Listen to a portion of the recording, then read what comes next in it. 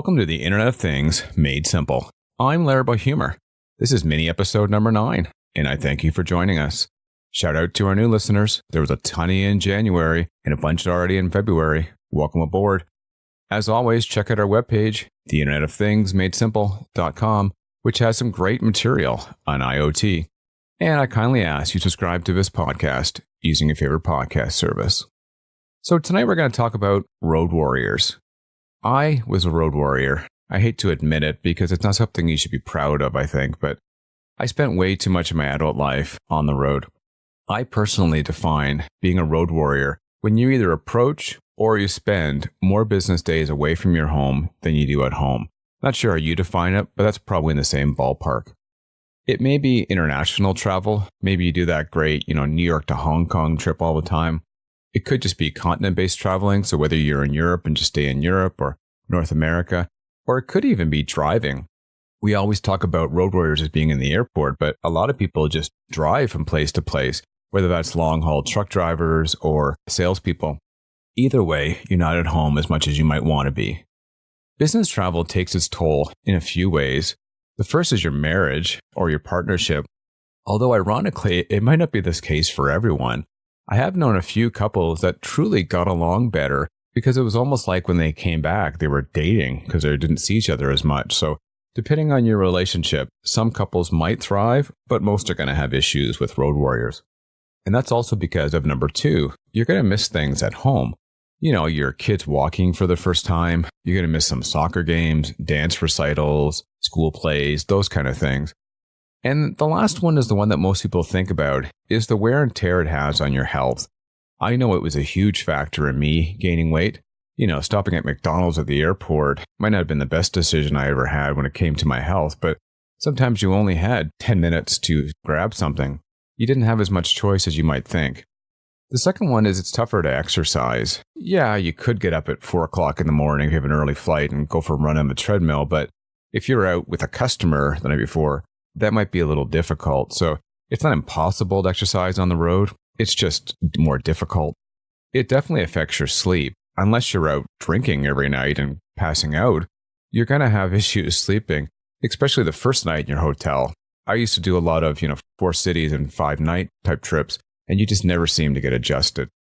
The last part, I know there's been medical research on it, but I just knew that being on a plane that many times in a week just made me feel off. I don't know if it was the germs in the air, if it was the pressure of the cabin.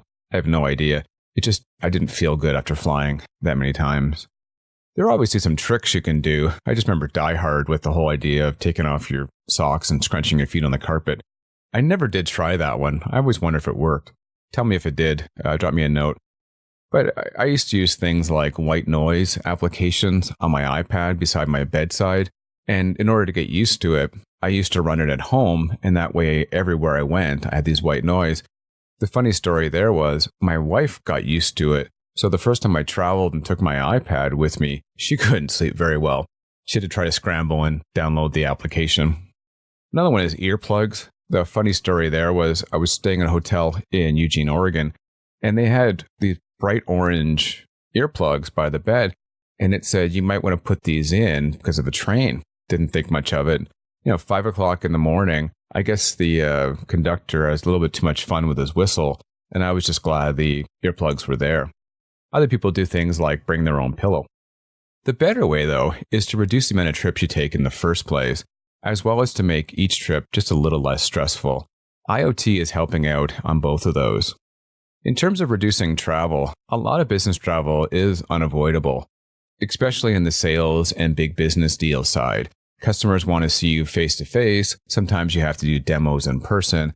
So I do want to talk about reducing trips, but I am aware that some of them cannot be eliminated. However, if you make your products better and you improve your service level, customers tend to be happier and they're able to get more information. This should eliminate some of the need for travel. An example is how AI and big data are used to improve customer service call-in level.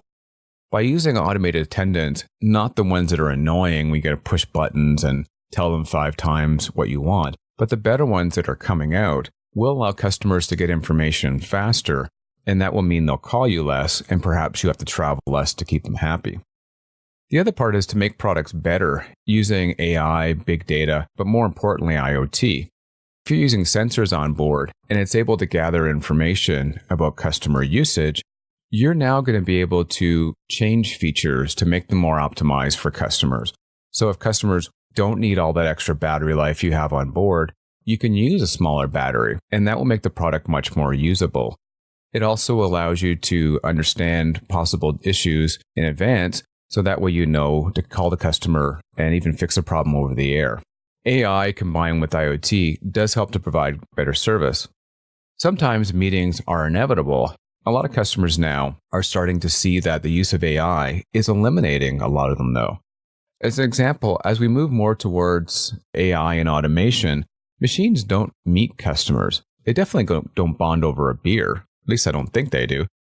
For customers looking for information, that can be done quite quickly by a machine query and by some of the tools that allow for customers to do self-service. And that's going to eliminate a lot of the need for meetings in general.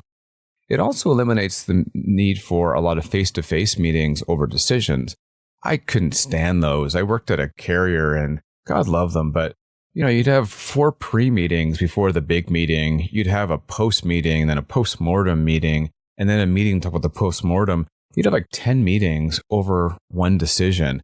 And even then, you didn't always come to a decision.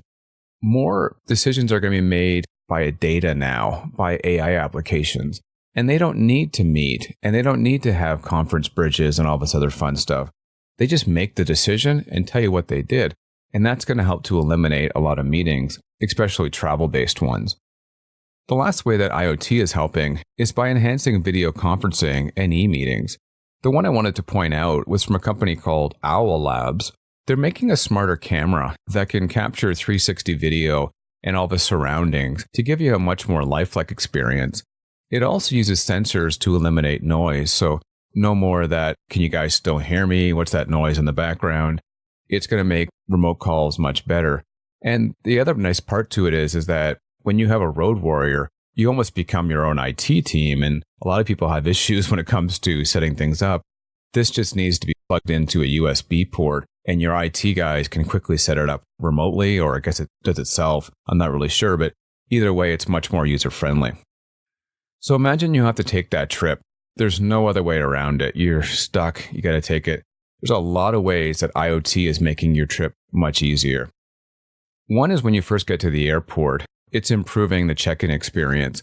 The example I wanted to talk about was in Dubai, they have a facial recognition system that if you're set up for it, can identify you and check you in a matter of 15 to 20 seconds, and then send you an alert to your phone to let you know you've been checked in. That could eliminate, tens of minutes sometimes.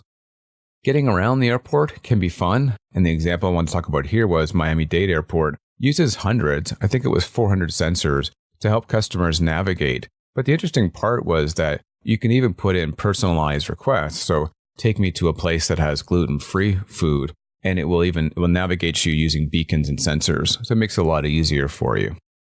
I think there's been a lot of talk about TSA, especially with the U.S. government shutdown, and that has to do with shorter lines. I think a lot of us have been using biometrics, whether it's eye scans or thumbprints or a combination of the two, and that allows you for local travel as well as for international travel using the Nexus and Global Access, I think it's called. Once you're ready to take off, the next issue is delays, and that can be by a number of reasons. I remember one time I was at the Chicago airport where it got so cold outside, and in case you're wondering, how cold was it? It was so cold that the toilet on board the airplane froze, and the guy had to go out there with a warm blanket and wrap it around, I guess, the tank somewhere. Not the kind of job I would want in the minus whatever temperature, but issues can happen to cause delays all the time. IoT helps everywhere here. By using much more onboard maintenance on the planes, the chances of having unwanted downtime reduces dramatically. You're able to schedule maintenance better. You're able to see trends about parts wearing out. It just makes for a much better plane experience, safer and more reliable. The other issue is always weather. There's only so much you can do. If a storm's affecting the entire eastern seaboard of the U.S., there's no way to fly around it sometimes, so there's only so much you can do. But if you can see weather patterns better using more advanced IoT sensors, that will definitely help to reduce the amount of delays caused by weather. Once you're up in the air, though, the in-flight experience can be improved in a couple ways. One is issues you might have. So perhaps you're an anxious flyer, perhaps you're not feeling well, maybe you're sweating too much. A lot of the sensors on board seats on the airplanes are now able to read things like anxiety, if you're hydrated, and even your temperature. So that allows the flight attendant to know what's going on and to react faster to people. On a more positive note, though, if you do fly a lot, you might find that the experience is getting an awful lot more creepy than it might have been before. So you might sit down in your seat, then all of a sudden the vent might open up and air might flow on you. And you might wonder, how did they know I want more air? Or you might sit down in first class and they'll bring you a scotch on the rocks if that's your drink. And you might wonder, how do they know what I drink? I haven't flown with this flight attendant before. A lot of the data being gathered now is based on personalization. So it's able to know what you did before, even going as far as to recommend movies based on what you might have watched on the in-flight entertainment system. Finally, lost bags suck. There's no other way around it. And if they don't lose your bags, the other part that sucks is waiting for an hour for the bag to finally come down. Using IoT, it's much less likely that your bag will get lost, and it's going to allow for a much more prompt delivery service. So it's going to improve overall. So as you can see, IoT is going to help to hopefully reduce the amount of times you have to travel. And if you do have to travel, it'll make it a little less stressful. I hope you enjoyed this mini episode. Full episode is back on again next week as always, and I look forward to talking to you then. Thanks again. Take care. This is Larry About Humor.